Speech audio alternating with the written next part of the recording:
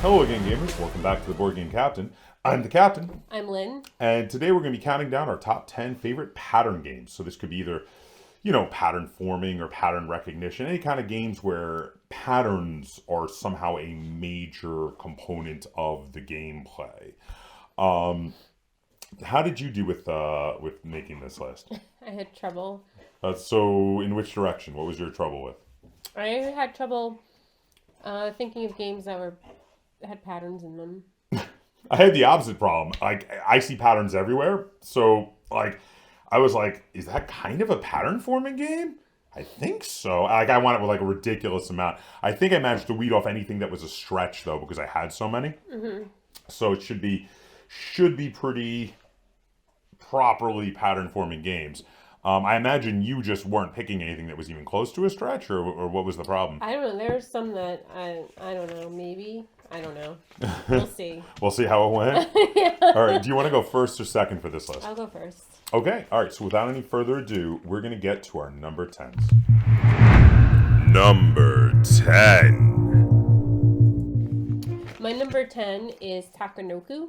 Okay. And the pattern is because you have those cards Yes. in your hand that are like achievement cards, and you have to make certain tiles in a certain pattern in order to get the points for them. You also have cards that require you to have a pattern of a certain number and certain height of certain stalks of the bamboo as well. See, I didn't think of that as the pattern part, just the tile part. Oh, okay. Well, I thought of both as patterns. So I definitely think I thoroughly agree with you. That is definitely a pattern forming game. Anything else you want to say about Takanoku? Because it's a really fun game about pandas and gardeners and stalks of bamboo. Mm-hmm. No? Okay. My number 10 favorite pattern game is Tashkalar. Now, Tashkalar is a game that I at first felt like had done a bait and switch on me, because the cover of the game makes it look like it's some kind of gladiatorial combat game, and then I realized that it was way better than it would have been if it was just like a gladiatorial combat game.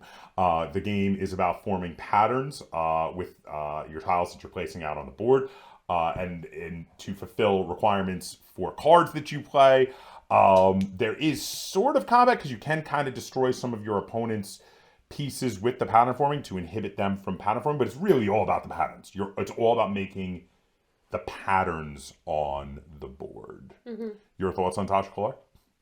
It's pattern forming. Okay. Right. Number 9. So my number 9 is Nova Luna. And with that one, you're making patterns in front of you in a little tableau with the tiles that you get from the big moon board. And each tile tells you what patterns it needs to score, basically, right? Yeah. You move around the board, collect tiles. The tiles you need these other tiles of these colors touching me to basically put a token on the tile, right? Basically. Yeah. Am I remembering it correctly? Yeah, that's right. Great game. Love Nova Luna.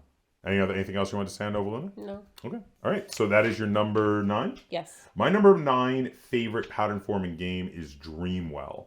Dreamwell is a funky little game with these tiles out on the board, where you have 2 pieces and you want to get them on 2 separate tiles to form the correct pattern you need to play these goal cards. And it has to have, between the 2 tiles, you have to have a few different things, right? You have to have the right animal and the right background and stuff between the 2 tiles to be able to play the right goal card. And in doing so, a lot of times you have to move tiles and flip them over. You can actually flip them over because the tiles will have the opposite. They each have an opposite creature and an opposite background that they'll have on the other side. So you can look and be like, okay, well, I need the opposite background and I need the opposite creature there. So I'm going to move this piece here and flip this tile here, and this piece here and flip this tile here. But while you're doing it, your opponent's also doing that sort of thing. So they could be messing up your combos to make your patterns. It's very brain-burning and very cool and a lot of fun. And that's why Dreamwell is my number 9 favorite pattern forming game. Number 8. My number 8 is Blocus. Classic. So in this one, you have little Tetris type pieces, and you are trying to fill in your area. You're trying to outmaneuver your opponents. You can just keep playing pieces, basically. Because if you end up not being able to Play all the pieces. play a piece, then the game is over basically for Well, you. I think if I remember correctly, it's been a little while since I played this one, but if you basically you want to be the person because each piece has a value based on the number of squares it takes up on the you board. want to have the least amount of squares, Right. or none. Or I none mean, if you would be can. Yeah. ideal. Yeah, none would be ideal. That's very hard though to get none. And this game plays really good at 2 and 4 players. Classic highly stands up. Good one. Anything else you want to say about Blocus with this Tetrisy? I think they call those polyominoes. Okay. The Tetris pieces. It's actually a name for it. Polyominoes. They're Tetris pieces. Fair enough. Anything else you want to say about your Tetris piece game for your number 8? No. My number 8 is a game that I would not be surprised if it's higher on Lynn's list. It is Baron Park. This is a game that appears on a lot of our lists because we both love it. It is another one with Tetrisy pieces or polyominoes, but in this one you have the great theme of building a bear zoo, a bear park. And you draft the pieces by playing earlier drafted pieces or some of the pieces you started with on your board. If the piece covers certain symbols, it allows you to draft certain kinds of pieces. Earlier drafted pieces are generally worth more points. Very large pieces are also worth lots of points, but then are harder to place. And some of the symbols let you place extra boards. And eventually, I think you get up to 4 boards, and you want to be the first to cover them all to get the most points. Really brain burny, really cool, really puzzly, and really great pattern forming game, Baron Park. I didn't think that was pattern forming. Oh, really? Yeah. Didn't occur to you as a pattern game? No, it didn't. All right, fair enough. Number 7. My number 7 is Aqualin. And it's where you are forming patterns of sea creatures. Oh my god, I forgot about this game. Marcello designed this one. Yeah. It's like you gotta like move, you slide the tiles around, right? Like you place and then slide. And you gotta get large groups. Yeah, you gotta get like schools of the same types of creatures. Oh my god, this would have made my list if I'd have remembered. I can't believe I forgot this game. Marcello Bertocci, friend of the channel, who's been on some videos here, designed this game. This is a really good pattern for me. I'm so glad you remembered to put it because I freaking forgot. I can't believe I forgot about Aqualin. Oh my god. There's always one or two we forget, like that we're kicking ourselves for. But I'm kicking myself that I forgot about Aqualin. Because this is a really good game. This is very enjoyable. Very colorful too, with all the colorful little different kinds of sea creatures on it. Very fun. You got to try to get like the largest group of sea creatures schooled together, basically. Anything else you want to say on Aqualin? No. Very pretty game too. So that was what, your number 7? All right. So my number 7 is Sentient. Now Sentient is a really interesting game where you have these dice out. You don't roll them. So much as you manipulate them. You draft cards, and the cards have requirements to be able to score their points. They're like, this die over here must be larger than this die over here, or this die over here must be equal to, this die over here, or this number that I have on my card, or something like that. And you have to try to manipulate the dice so that they give you the most points by the requirements on the cards. And the pattern you're looking to fulfill is the pattern of what the mathematical equations are of all the cards that you have drafted. And it's very brain burny, it's very clever, and I like it a lot. The playing the cards and the manipulating the dice is brilliant, and it's a very enjoyable game, and that's why Sentient is my number 7 game on my list. Let me guess, you didn't think this one was pattern forming? No. I think I seen the problem you were having. The problem you were having is there are a lot of games out there that are pattern based that you weren't really considering pattern based. So like now that I've mentioned them, are you like, oh, there's that kind of No. Oh, you still don't agree? No. Oh, okay. Number 6. Okay, my number 6 is Mesozoic. You are making a little dinosaur zoo, and it's like a slide puzzle. It is. And you have to because there's like, you leave one space open, and then you fill that at the end of the time with your person. This is another one I forgot existed. Yeah. You're right. This is totally pattern forming. It's a total slide puzzle. You have to get the right combinations of symbols and effects together. And you have to get the right, you can like make dinosaurs. Yeah. You have to get the right tops and bottoms to dinosaurs and stuff like that. It's definitely pattern forming. And I definitely forgot it existed for this list. Again, like this is 2 on your list where I'm like, this might have made my list if I'd have remembered it existed. Aqualinda now Mesozoic. My number 6 is Oli, or Holy. I'm not really sure. I think it's Holy, I think it's pronounced.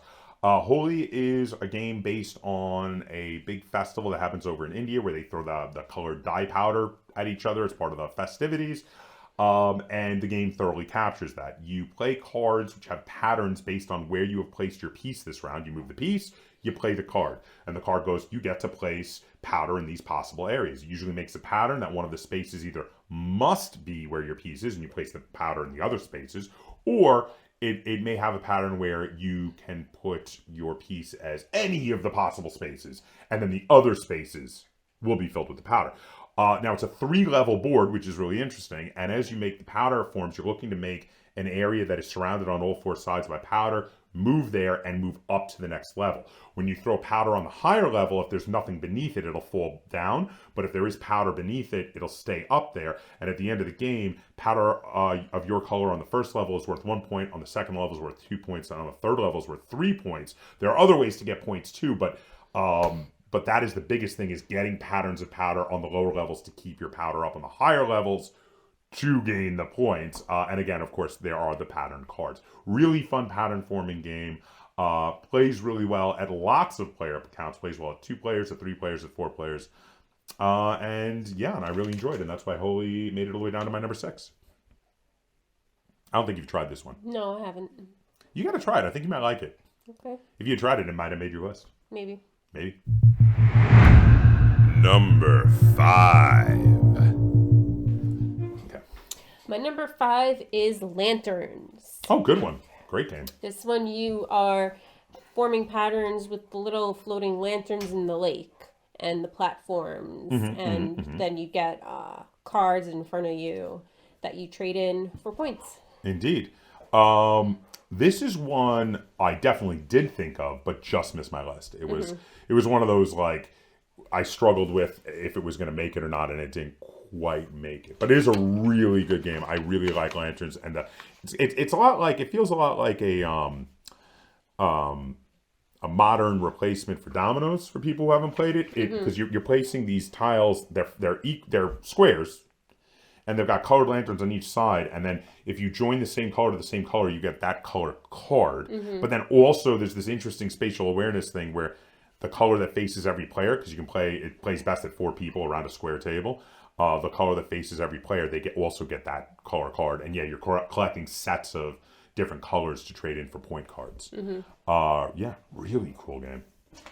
Okay, so that was your number 5, huh? Yep. My number 5 is one you've already mentioned. It is Nova Luna. Okay. I like Nova Luna, I think, a little bit better than you, but we both like it quite a bit. It is a great little game, one where your choices in moving and your choices in collecting of tiles is incredibly key, and you have to make these patterns as you're building out your tableau of tiles. These patterns of connected tiles connect the right color tiles to get the points, and it's really, really awesome. But other than that, I think we talked really well about it previously. So I think we're just gonna move on to your next one.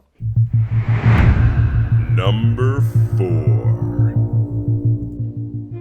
My number 4 is Mystery Motive for Murder. Oh, classic. Where you are, you start in the middle with the dead body, and then you have to pattern form out from it with everyone's motives. Yes. This is another one that just missed my list.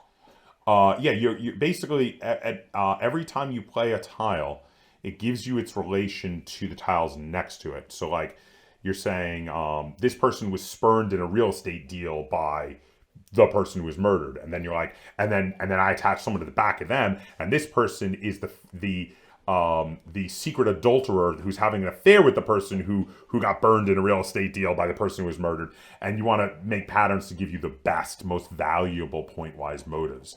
Really clever gameplay, really fun little tile laying game. I thoroughly agree. Great game on your list. Anything else you want to see on Mystery Motive for Murder? And it's also, fun fact, also the entire game and its look is based on the old introduction to the old Masterpiece Mystery TV show on PBS, which is phenomenal. I love that they did that. The old little animation, the black and white animation, which all the characters look like those black and white animated characters, is really clever. That was your number 4, yes? I believe so. My number 4 is Garinto. So Garinto is a game with more pattern recognition than pattern forming. You're looking to set collect certain tiles, and to do so, you have to look out on the board and see where tiles are available, and look at the edges of the board where you have tiles that can move into the board, and then collect tiles in certain patterns. And what you want to do is be like, okay, I'm going to move this tile in here to collect this tile that I need for my set collecting to get me the points. It's less pattern forming than it is actually kind of like pattern recognition and pattern deconstructing because of how that works. Because you grab a tile, move in, and take part of the pattern off to collect for the points. Really cool tile movement, Manipulation, and set collecting game, and also very much a pattern recognition game. Garinto, which is my number 4. You like Garinto, yes? Yeah. Did you consider this one a pattern game, though? No. I think that's a big part of the pattern for this list is big. You don't consider a lot of mine pattern games. Mm-hmm. Number 3. My number 3 is Calico. And in this one, you are putting tiles on a player board to make a quilt. So your cats can sleep on certain patterns because the cats are very specific about what patterns they want to sleep on. You also, like, if you make certain patterns, you also get to get buttons on your quilt of certain types to set collect buttons. There's a lot of different patterned things you do in this. I love Calico. That's a really good game. This is one I did think of but didn't quite make my list also. Like, I had this, when I said I had an overabundance of games, I had like in the teens. It was in the high teens number of games, and I had to cut a lot of them. And this was one that got cut, but it was definitely one I really enjoy and thoroughly agree. Great pattern forming game. Well done. That was your number 3, yes? Yeah. My number 3 is a bit of an abstract tiling game with pattern requirements on every tile you place, and this is Niju. Niju is a game that seems to be making it on a lot of my recent lists because it fits a lot of the qualities we've been making lists on recently. But it is a phenomenal list. Phenomenal game where it's kind of this abstract tiling game, and each tile will give you little squares on it, little reference squares to say you win the game if every tile that's in this position from this tile is yours. So you have to place in such a way that you've placed the tile where you have also fulfilled all of its requirements. And then the thing is, the game plays as this 2-player abstract, and because of how if you place a tile and then slowly fill up its requirements, your opponent can just block you off. What usually winds up happening is you wind up building a shape or a form where it's like, oh, if I just place this tile now in the middle of it, it instant hits the requirements, which can be very clever. But if your opponent realizes what you're doing, they might still try to block you off because they're like, oh, there's a tile that'll fit that. Here, I'm going to put one of mine in the middle there and stop you from doing it. It's a very clever, brain-burny 2-player like abstract strategy, tile laying, pattern forming game, and I love it. I absolutely love Niju. It's phenomenal. Okay. You're not a fan? No. Okay. Number 2. My number 2 is Kiln. Great game by the same designer as Niju. Okay. I don't know if you knew that. I didn't. Okay, they're both by Nestor. I think it's Nestor Romeral Andres. Well, designed both games. Can't be a good game every time. But Because you're not a fan of Niju. Yes. Like you love Kiln. So in Kiln, you have little squares. Yes. That there's 4 colors, I believe, that form a pattern, and you have a black square that you start with that you shove into the form. Yeah, you shove in either row or column, so then a colored square comes out, and you're trying to form your color into certain patterns. And the reason is because you want to take that pattern and put that pattern on your little dry erase board, and you want to be filling either rows or columns on your dry erase board. So yeah, very, very cool pattern game. very much a pattern forming game for sure. Very cool. This is one again that just missed my list. But yeah, big fan of the designer and big fan of that game. Anything else you want to say on it? No. My number two pattern game is a game that Lynn already mentioned and we talked a lot about when you did. It was Takenoko. Takenoko again is a pattern forming game where you are moving pandas and a gardener around the board. You move the gardener to grow bamboo. You move the panda to eat bamboo. You place tiles out on the board to expand the size of the garden. And the thing is, you get these objective cards that either want you to form certain areas of tiles or want you to form certain heights of certain stalks of bamboo. And doing so, fulfilling those patterns gets you points. It is a fantastic family weight game. It is really fun. I've never had a bad time with it. And once you add in the expansion, the Chibi's expansion with the baby pandas and the female panda, this becomes a permanent keeper for me. I would never play it without the expansion again, and I really like Takenoko, and that's why it is my number 2 favorite pattern game. And now it is time for number 1. My number 1. Should I do a little drum roll? What do you got? It's Woodlands. Oh! Because you're forming a pattern of the labyrinth, the maze. Another one that didn't even occur to me. Didn't even occur to me. It really is. It really is pattern forming. Yeah. Oh, wow. So talk about Woodlands. How's it play? So in Woodlands, you are trying, you're trying to help a character get through a maze to their destination. And pick up points on the way. Yes. And the first character is Little Red Riding Hood.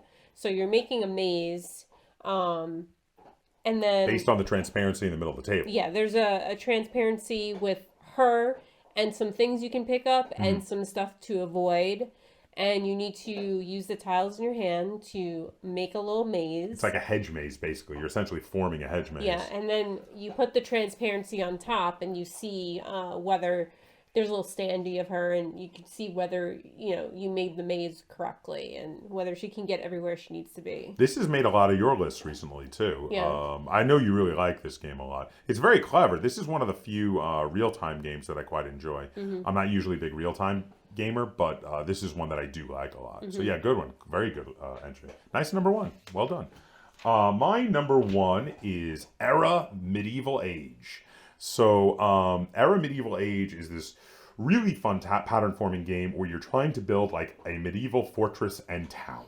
And you do it 3-dimensionally on a plastic board, and you put plastic pieces in. At the beginning of every round, you're rolling dice in this press your luck dice mechanic to get dice to help you to either get resources or to build buildings. You need hammers to build buildings. You get resources that you need for building buildings. Every round, you have to build up your food, because you have to pay food for the number of people you have. Certain buildings will get you extra dice, which get you more things to roll to build. And then at the end of the game, you get lots of points for like building a big fortress and have the walls enclose most of the town. All the buildings in there get like extra points. The buildings are shaped like Tetris pieces, so like polyominoes, so you want to grid them in together. But putting some buildings next to each other, like a lot of houses close by, could make you vulnerable to the plague if the plague hits. But then like some buildings, like there's a medic building where if you put the doctor by your houses, they become immune to if the plague hits, so then it's okay. So you just build all the houses around the doctor. And then again, like I said, certain other ones get you resources every turn, and certain other ones get you extra dice that you can use again to increase the number of buildings you're doing every turn. This is a really, really fun pattern forming game. In fact, it is my number 1 favorite pattern forming game. That's why I put it as my number 1, because I really enjoy Era Medieval Age. We haven't played this one in a while. I need to get to the table again. I don't understand why there's a pattern. You're making the pattern of placing the Tetris pieces together. Right, but that's just like you're building a town. That's not a pattern. It is a pattern, because you want to get them as tightly together as possible to more easily get the wall around them to increase the points. That's the pattern. Whatever. You didn't think like almost anything on my list was a pattern saying, game. like shoving sardines in a can is a pattern because they're tightly together. Like. But sardines are not polyominoes. If sardines were polyominoes, then yes, that would work. But they're not. Whatever. So there you go. Those are our top 10 favorite pattern games. Let us know in the comments down below what would be your favorite pattern forming, pattern recognition, any kind of pattern game. Also, let us know what you thought of our list. And let me know, do you think all my games count as pattern games? Because Lynn's giving me a hard time here on my choice. It's usually the other way around. I usually give Lynn a hard time on her choices. I didn't give you a hard time on any of your choices, and you gave me a hard time on almost my entire list today. So let me know what you thought of our choices in the comments down below. If you enjoyed this top 10 list and you'd like to see us do more like it, be sure to give it a like. Share it on all forms of social media. If you haven't already, please subscribe to the Board Game Captain. That's Captain spelled with a K on YouTube. And until next time, Game on. My number 9 is Nova Luna. And so you're... Hold on. Oh. Puppy blooper time. Okay. Yes. You are the very important puppy. What are you doing? What are you doing? You're doing crazy. Okay. We gotta let Mama take her turn now. It is Mama's turn. You go play with your toys. Oh, we having another puppy blooper. We having a puppy blooper. Oh my god.